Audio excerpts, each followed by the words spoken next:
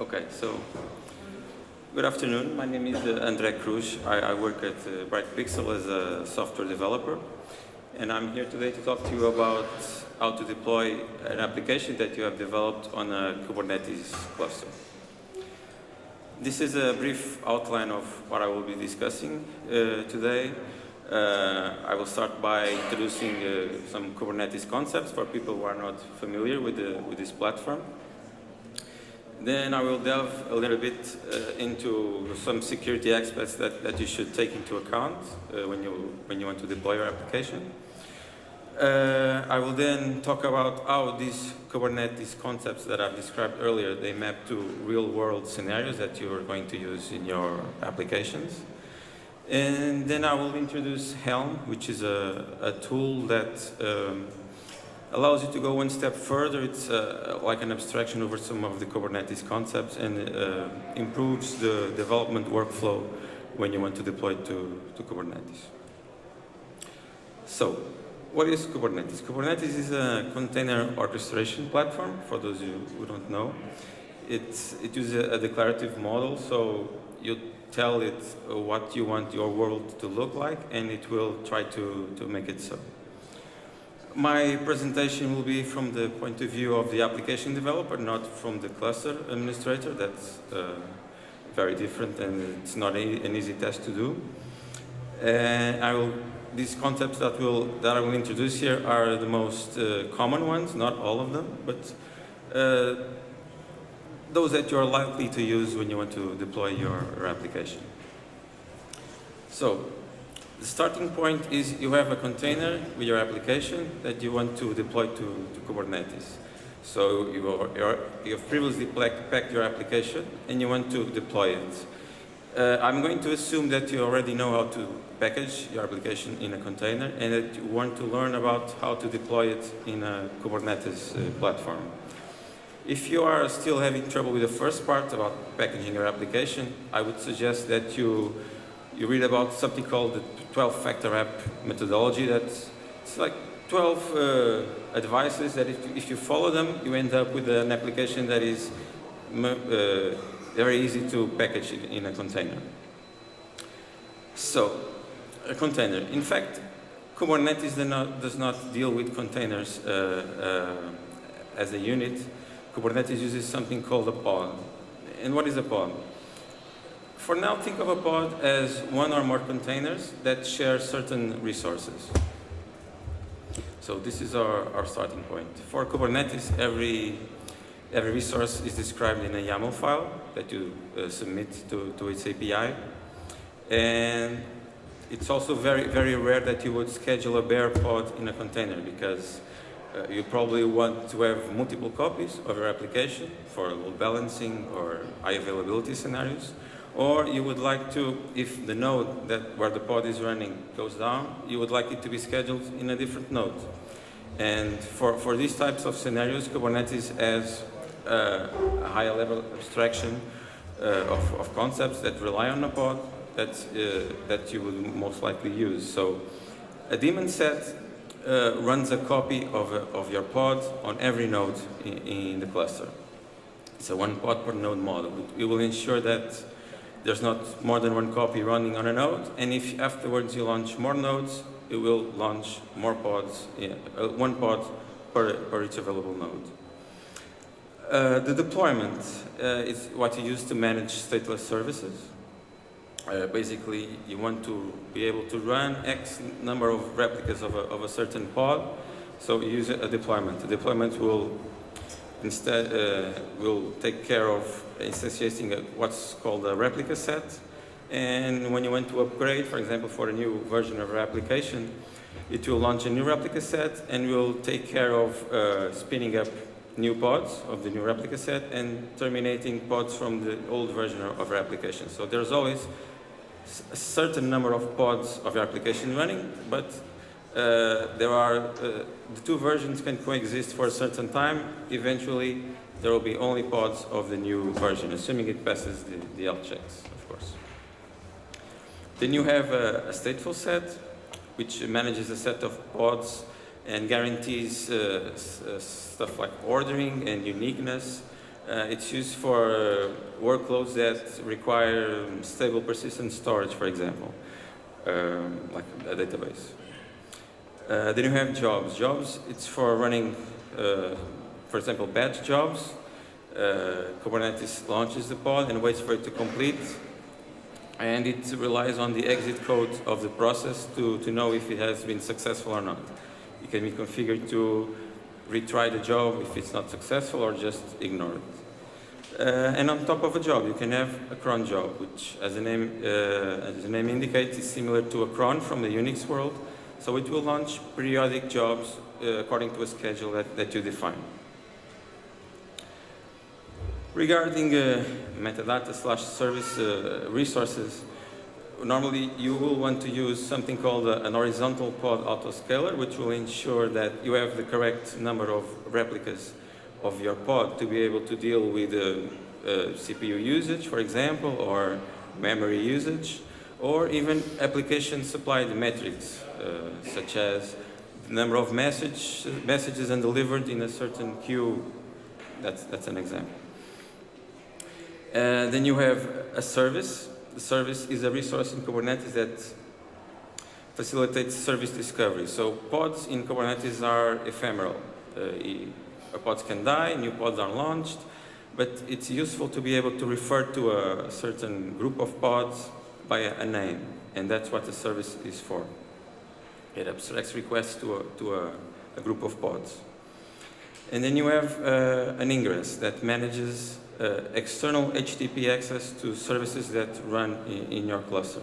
It provides load balancing, can provide SSL termination, and even name-based virtual hosting. Okay, moving on to configuration. So you have a volume.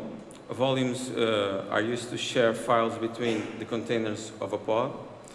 They can persist files when a container in a pod crashes. For example, the container is restarted, but the pod continues. And the problem is, well, it's not a problem, it's a characteristic of a volume is that it has the same lifetime as the pod. So if a pod is terminated and a new pod is restarted in another node, these volumes are not persistent. And there are many types of volumes in Kubernetes. These are just 3 examples. So a config map is just a set of key value pairs, and it can be used in several ways in your container. It can be used to supply command line arguments to your process. It can be used to influence the values of environment variables, and it can be mounted as a volume on your file system. The secret is similar, but it's used to manage sensitive information such as API keys, passwords, etc. It's better to use secrets for this type of information instead of hard coding it on the pod descriptor or even including it in the image itself, since you have more control over how the information is used, and it reduces the risk of accidentally exposing sensitive information to your workload. Regarding the persistent volume claim, so a persistent volume claim is a request for storage, and as pods consume node resources, persistent volume claims consume persistent volume resources. The persistent volume is storage in a cluster that has been provisioned by the administrator, and this persistent volume has a life cycle that is independent of a pod, so it can be used for persistent storage, as the name implies. So moving on to examples of YAML descriptors of resources. A namespace, which is something that I haven't discussed before, is how a physical Kubernetes cluster can be used for multiple virtual clusters, and the namespace is what you use to scope all the different projects that coexist in the same Kubernetes cluster. It provides scope for names, etc. For example, you can have a job with the same name on different namespaces. Otherwise, in the same namespace, you won't be able to do that.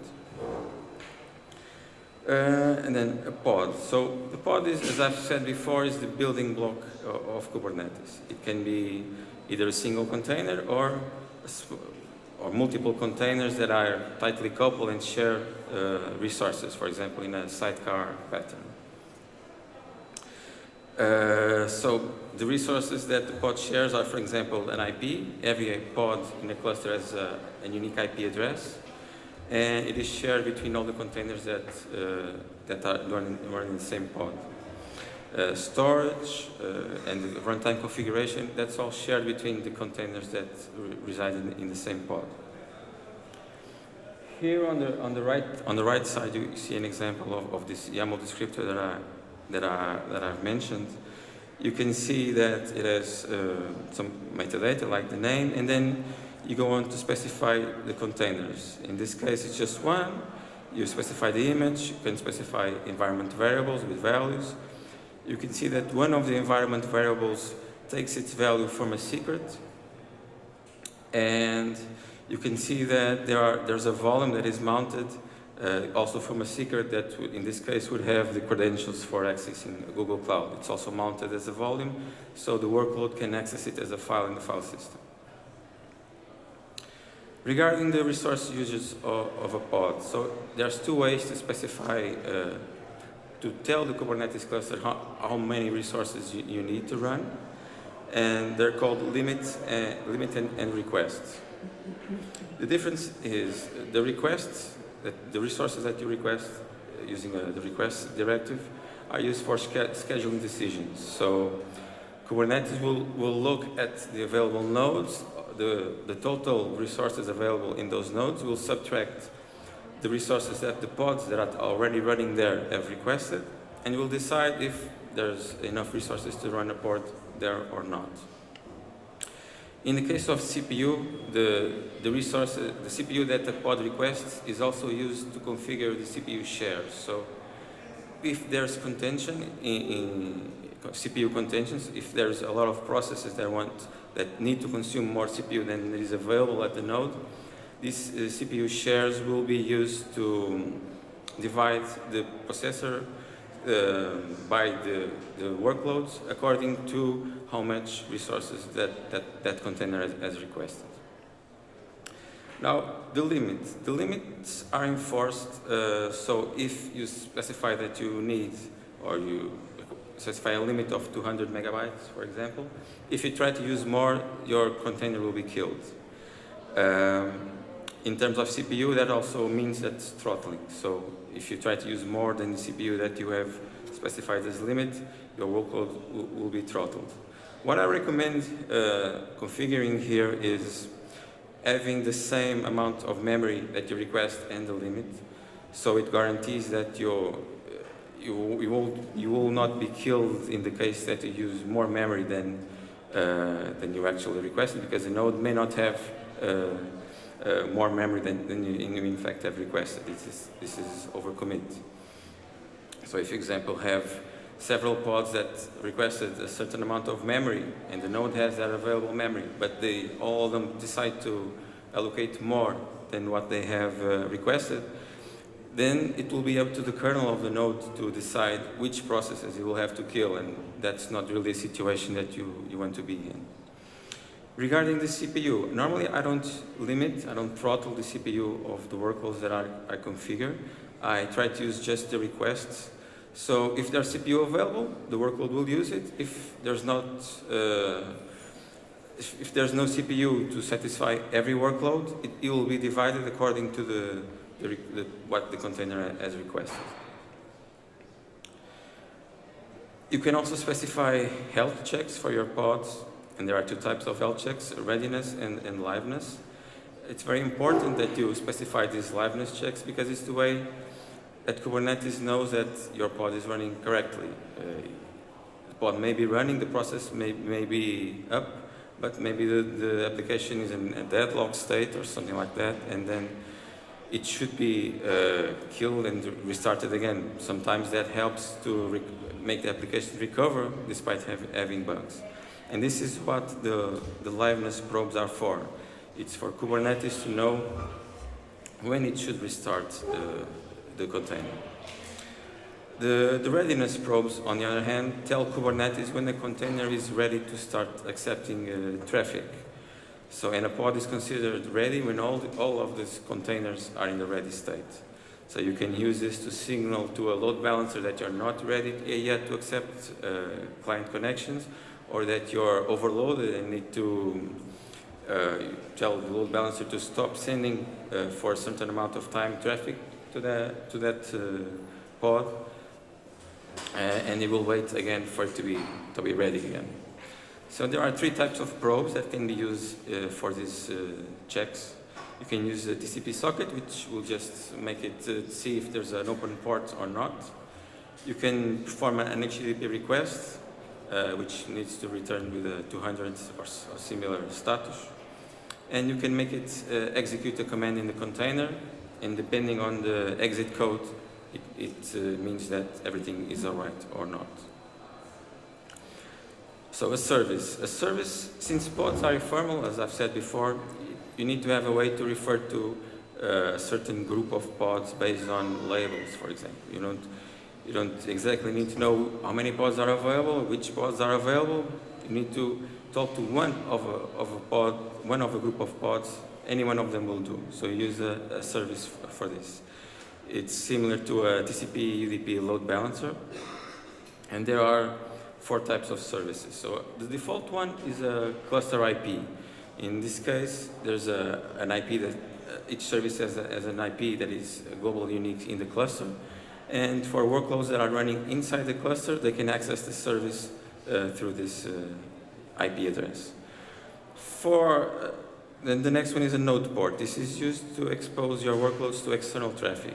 When you use a service type node port, what Kubernetes will do, it will allocate a port, the same port on all nodes, and you can talk to any one of the nodes on that port, and the traffic will be routed to one of the pods that handles this service. This was mainly used for external load balancers that were not Kubernetes aware, so they would have to be, they don't know where the pods are running or which ports are they running on. So they would be configured to access a certain port on any node, and they would be able to reach the service. A service type load balancer is used to, it configures a node port as well, but then it configures an external load balancer for which there is a cloud provider. For example, Azure, Google Cloud, AWS, all of them have cloud providers that Kubernetes supports. So Kubernetes will take care of instantiating a load balancer on the cloud that you're running on. And the last one, external name, is just to use as a pointer to just a DNS entry to services that are outside of Kubernetes. It's not really something that I use a lot. So the Ingress. The Ingress, as I've said before, is an HTTPS load balancer.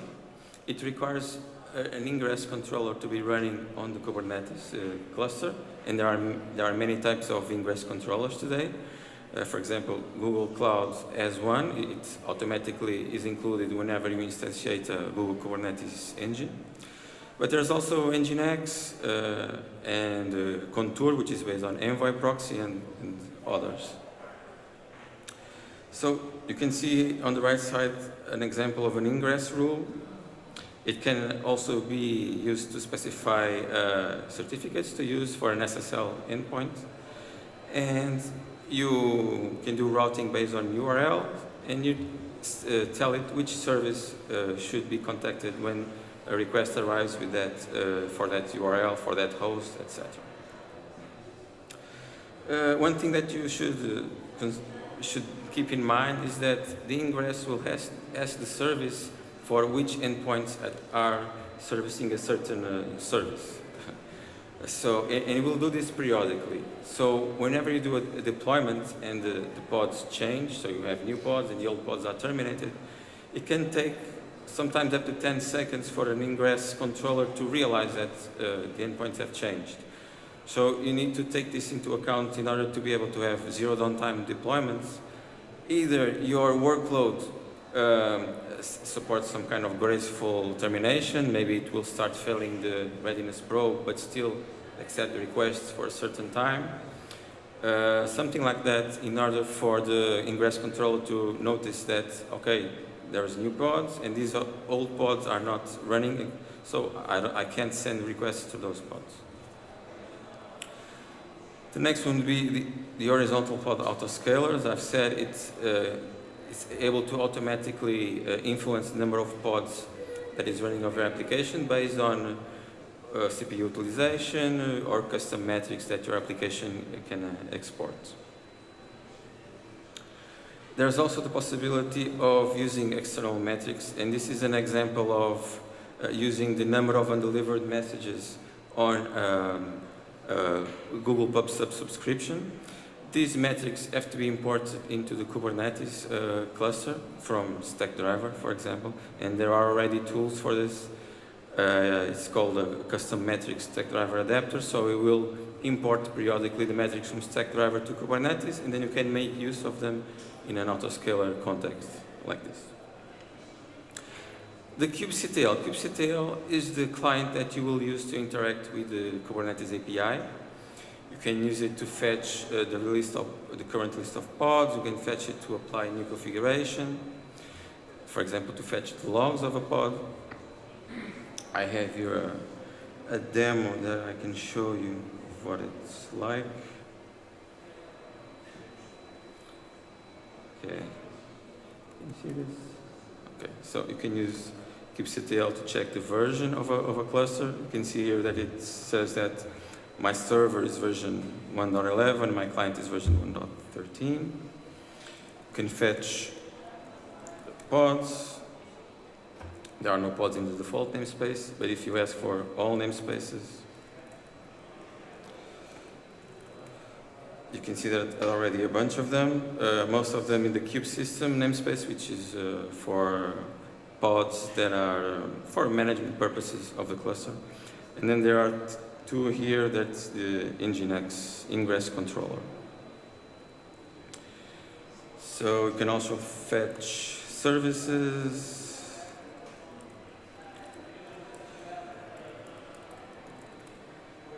You can see here that there's a Kubernetes that's always present. It's a service that you can use to talk to the Kubernetes API. There's Ingress controller, which has an external IP address. And then there are another set of services that have IP addresses that are only routable inside the Kubernetes cluster. Just an example, you can also use it to, okay, let's try this one, to check the logs of running container. You have to specify a container,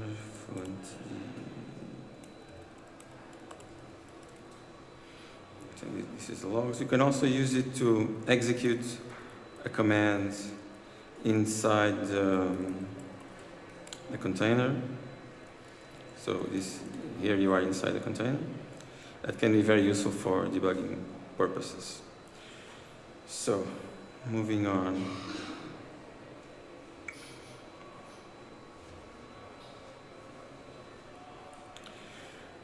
Moving on to some security advices that I can give you.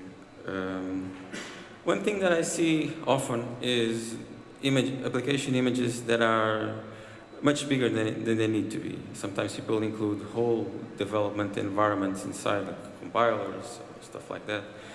And, well, normally, it depends on the language you use, but if you use a compiled language, it's highly likely that you don't need all of this to run your application.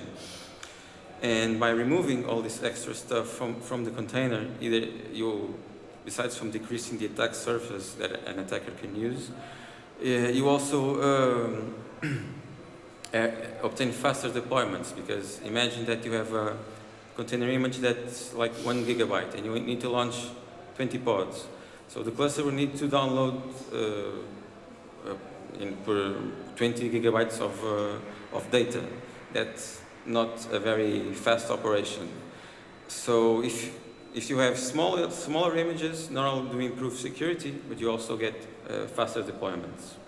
For this, you can use, for example, multi-stage Docker builds, in which you have an image that has a whole development environment. You build an artifact, And then you start with a new image, just with some, even Alpine is a good distribution for this.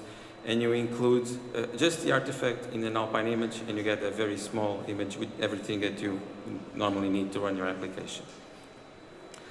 Another thing that you should do is drop unneeded capabilities. The default is for if you launch a container, it will have capabilities like net raw, which allow a process to spoof network packets. That's highly likely that your application will not need this capability. So you can use a pod security policy to enforce this cluster-wide, for example. We can enforce that a certain list of capabilities is not provided to your application. Another very important thing is that you shouldn't run your processes as root, even inside containers. Sometimes people think that since it's already inside a container, it's compartmentalized. It doesn't, it doesn't matter if the process is running as root or not, but in fact, it's very different launching a container as root and as any other user, as I'll show you next. There have been several vulnerabilities in the recent past that have allowed a process running as root inside a container to escape the Docker environment and get access to the host where the workload is running in. And this is a comparison of the capabilities that a process has when it's launched as root on the left-hand side and launched as any other user on the right-hand side. You can see that just by doing that, it has a much smaller set of available capabilities.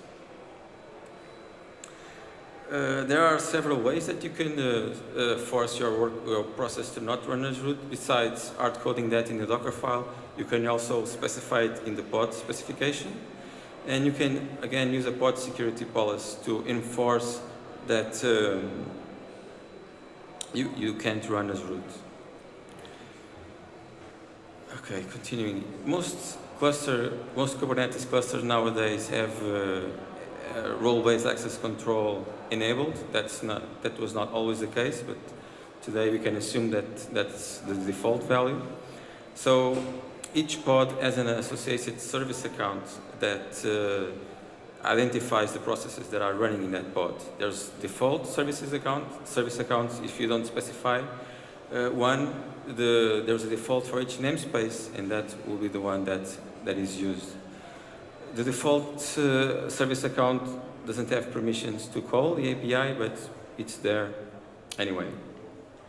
In any case, if your workload does not need to call the Kubernetes API, you can prevent that token from being exposed to the workload. If you don't need it, there's no need to have this token, and you can use this option, Ottoman service account token. You can set it to off or false, and that will not happen.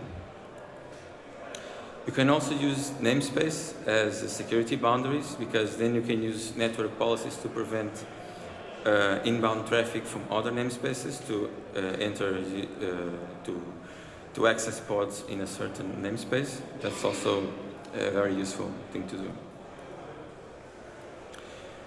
Another thing that you can do is when you have applications with completely different performance characteristics or security requirements, you can have them mapped to different nodes on the Kubernetes cluster. You can label your nodes, and you can specify that a certain deployment should only occur on nodes with certain labels. That's also a useful thing to do. You should ensure that, and that's something that you have to ask your cluster administrator, if the secrets that are stored in Kubernetes are being stored encrypted at rest. That's a recently relatively new feature, so that's something that you should make sure it's configured. And then there's stuff like cloud provider metadata leaks. For example, in Google Cloud, each node, each VM instance can access a certain URL and obtain metadata about itself. That can be used for malicious purposes, and you should make sure that these types of endpoints, metadata endpoints, are secured or at least disabled if you don't really need them.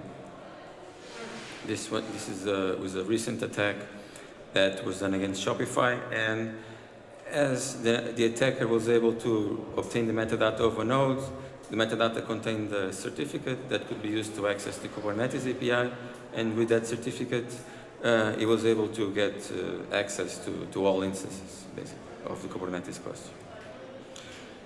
So, how can these concepts be used in your applications? How can you build a deployment pipeline with just these primitives? So, as an example, imagine that you want to make a migration of the database schema. You could use a job for this. It's something that runs, terminates, and it's done.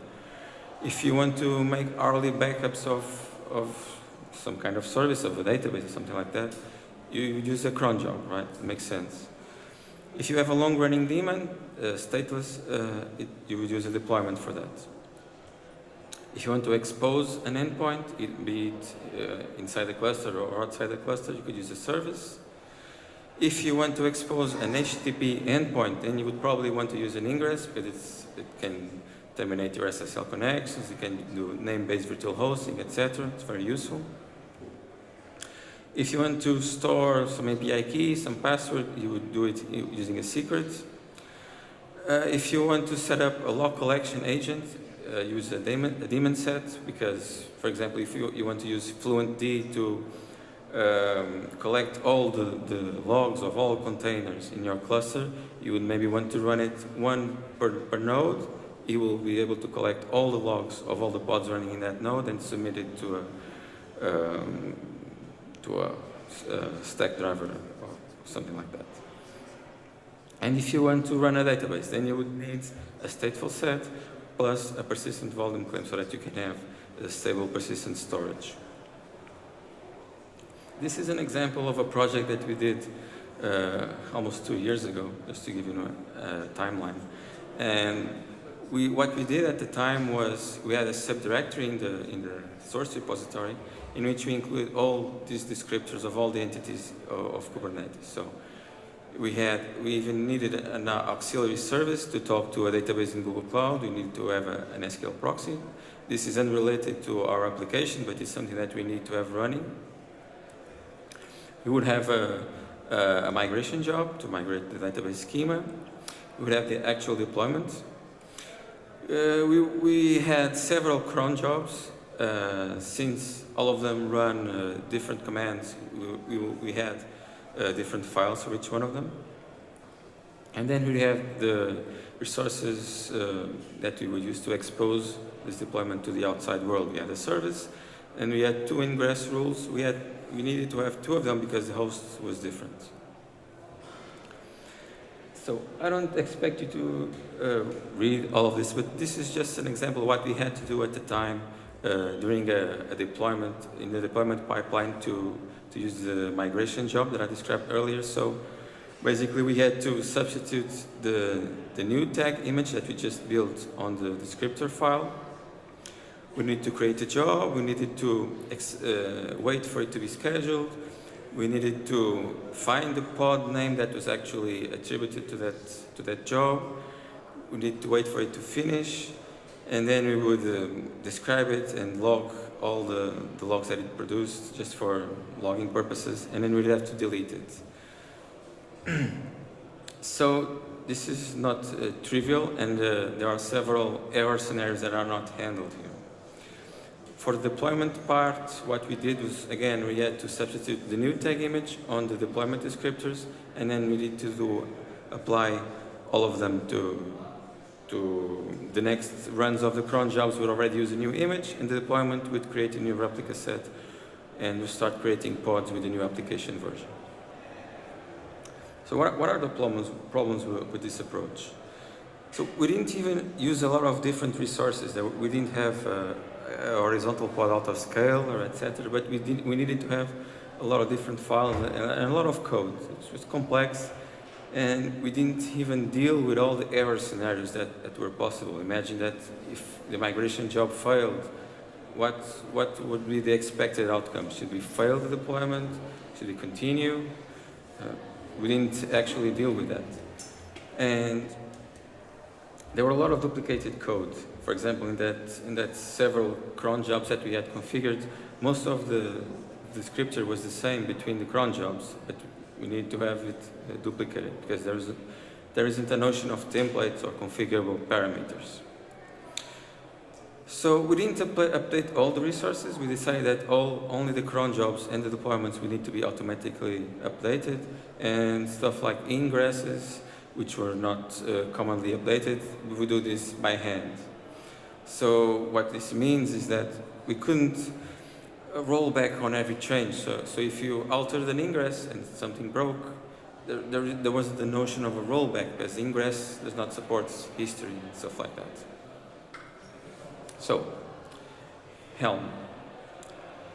Helm is a tool that aims to solve these problems that I've just described. What is it? So it's both a packaging format, it's called a chart in the Helm world, and a package manager.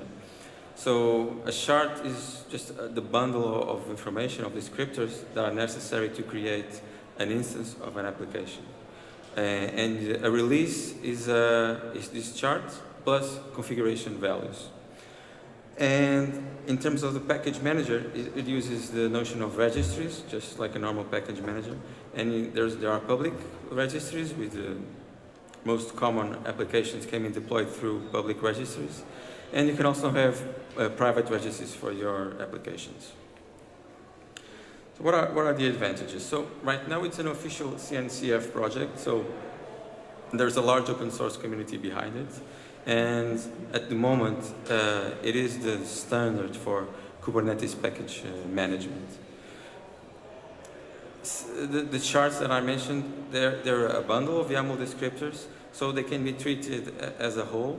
So when you want to deploy an application, whether you alter an ingress, or you alter a service, or alter the deployment, you submit a bundle, and then you can roll back to a previous version that will move you back to exactly what you had previously, no matter what change you actually did. It is also atomic in the sense that if one of the resources fails to deploy, the old deployment is aborted and you go back. And it supports lifecycle hooks, and these are important, for example, in the migration scenario that I mentioned. So you can have like a pre-upgrade hook. When you upgrade a deployment, in this case, when you upgrade a Helm release, it will run the hook first, and the hook can be the DB migration. So it will run the job, it will take care of cleaning up the job, and if the job fails, it will abort the migration, abort the deployment. And it's also useful for shard sharing. As I mentioned, there are a lot of public, there are not a lot, but there are some public Helm repositories with a lot of applications already packaged, and it's very easy to deploy them on a Kubernetes cluster.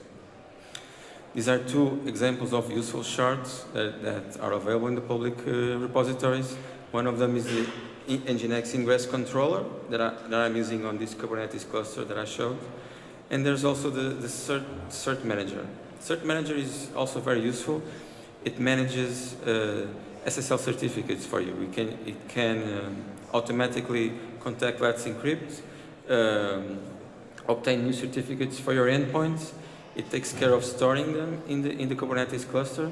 It will notify the ingress control that these are new certificates, and will even renew them when the time comes. So it's also something that I use a lot.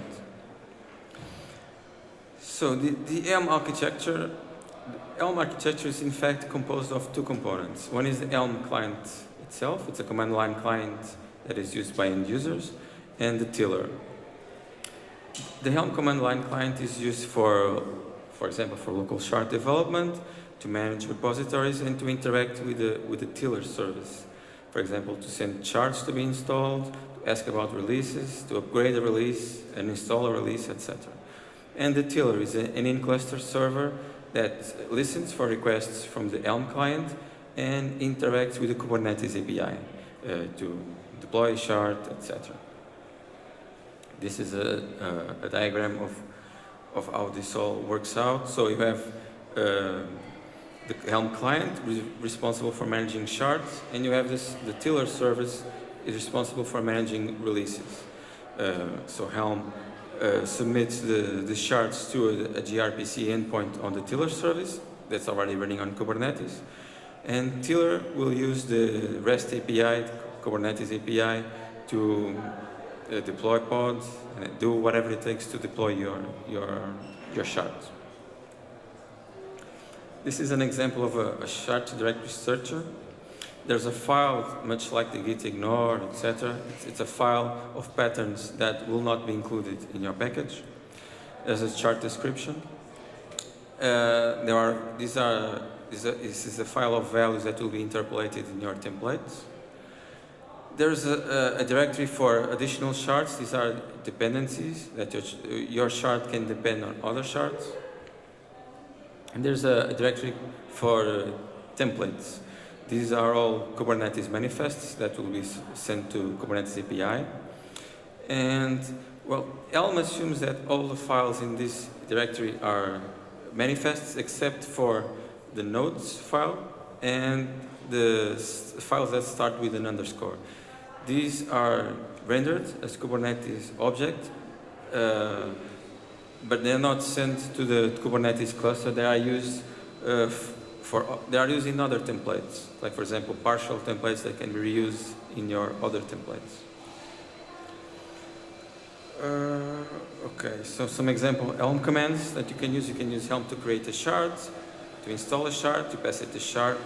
You name the release, you specify the namespace if you want, and you can tell it to be atomic or not. You can list the deployed releases, and you can upgrade a shard, roll back a shard, etc.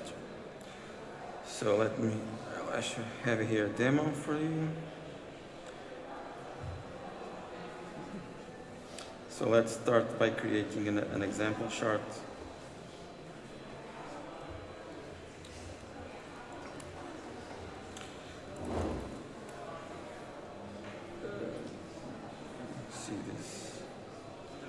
So this directory structure is similar to the one that I described earlier. You have the shard here, the name, and you have default templates for deployment and in Ingress. You can see here there are placeholders for the values on the values file. So if you see here the values file, these values will be interpolated in the templates.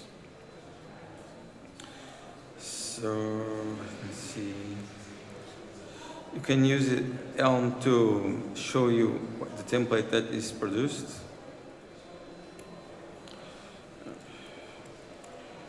So this is the template that will be actually sent to the tiller service. This is local only. It has not contacted the tiller services yet. So you can see there are some things like release name, etc. that are yet to be filled. This is local only, can be used for debugging purposes, etc. Then you can perform an install.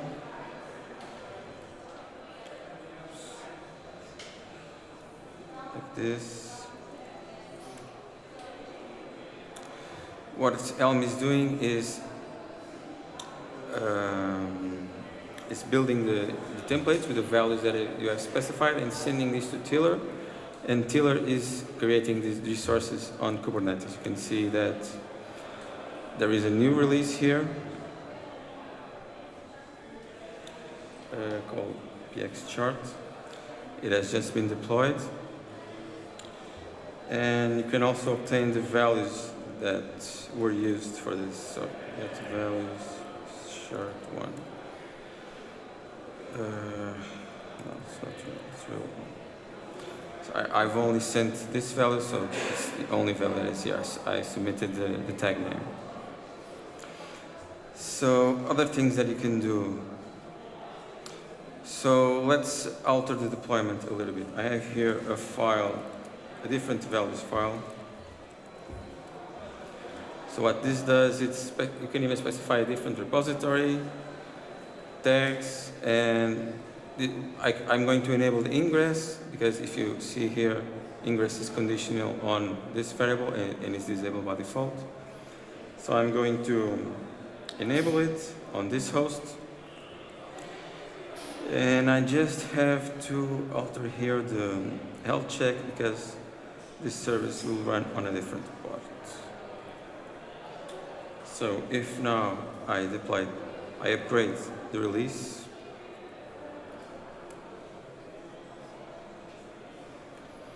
okay, release has been upgraded. I can check. So you can see here that the old pod is still terminating, but the new pod is already running. And now we have an ingress. So this is the host that I've configured. If I access it through a browser, if I refresh, so this is the workload that I just deployed. Okay.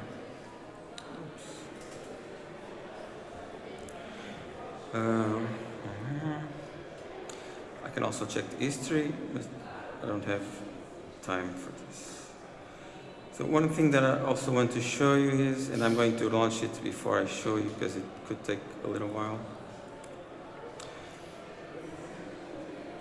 So there's a hub, like a public registry of Helm charts here. You can pick and choose whatever you want to install. In this case, I chose Jenkins. So what I would need to do is, and I've done it here, I installed a new release, call it px Jenkins. The chart is this one that I've just copied from the Helm hub. I supplied some values because I wanted to have this host. And the output here is the content of the nodes.txt file that I showed on the chart directory structure. You can also see here that I can get my admin password with this command, which is something that I'm going to do now. This is the admin password that was automatically generated. Let me see if the pods are already, they are running but are not ready yet. So if I try to access the service right now, I get an nginx error code because there's no pod running yet that can service this request. I can also show you that this chart has requested a persistent volume for Jenkins. You can see here the persistent volume with a capacity of 8 gigabytes. And you can see that it has been requested, it's bound, so this persistent volume is bound to that pod. Let's see if it's not ready yet. It must be any moment now. What can I show you as well? So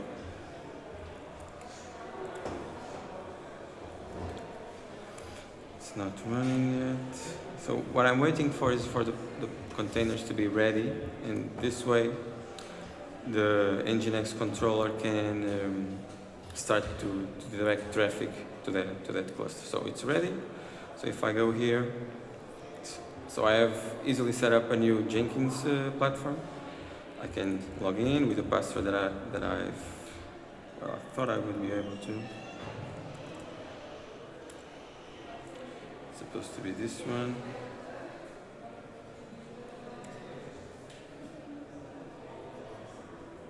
Okay, so it's a new Jenkins cluster.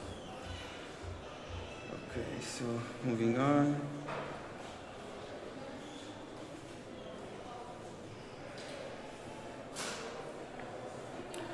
Regarding the Helm templates, they are based on the Go templates, so they come with several built-in functions, but they added most of the functions from another project called Sprig.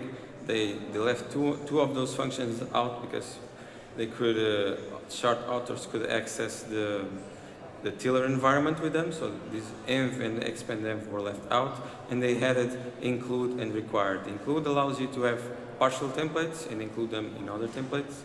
And the required allows you to declare that a particular value is required. So if you don't have a value for it, the deployment will fail. This is an example of a partial template. In this case, it's just a labels block that can be included on the template on the right. You can see here the includes directory. This is an example of flow control that I can use. As I mentioned before, when you have, for example, several cron jobs, it happens that most of the descriptors, they share a lot of code, and that code is duplicated. So using flow control, like this range directive that you can see here at top, you can iterate over an array on the, that can be on the values file, and then you just have to declare the minimum values that would be different between the cron jobs, and all of them will be recreated using the template to the final descriptor. So Helm also has problems. So the tiller can be a problem in a multi-user environment because most of the time it is set up with cluster admin privileges, because it's supposed to be able to deploy workloads on every namespace that is available on Kubernetes cluster. So it has a lot of permissions. When you have multi-tenancy, this can be a problem. Helm sometimes can also fail in, with some cryptic error messages, either because there's a problem on the template or there's a problem after the template was built when it was submitted to the Kubernetes API. And since we're talking about templates of templates, so it's Go templates that produce YAML templates, it can be a bit messy. And there's also the problem of white space being significant. And so the indentation, sometimes it's difficult to get right. So some tips that I can give you. You should use the Helm template command that I showed earlier to know exactly what has been submitted to the API. Sometimes error messages include line numbers, and these line numbers do not correspond to the lines on your Helm templates because they produce, they correspond to files on the output file, to lines on the output file. So Helm template can be used to obtain the output file, so the error messages, they indicate the correct line numbers. And you should also only pass the tag image value on the command line, leave the rest in value files that are stored in VCS. It's much easier to track them this way. So I think I'm on time. Do you guys have any questions at this time?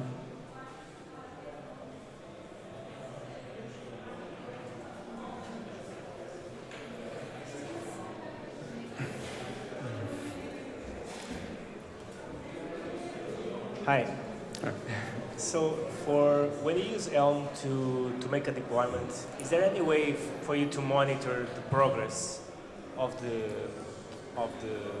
loading of the new pod?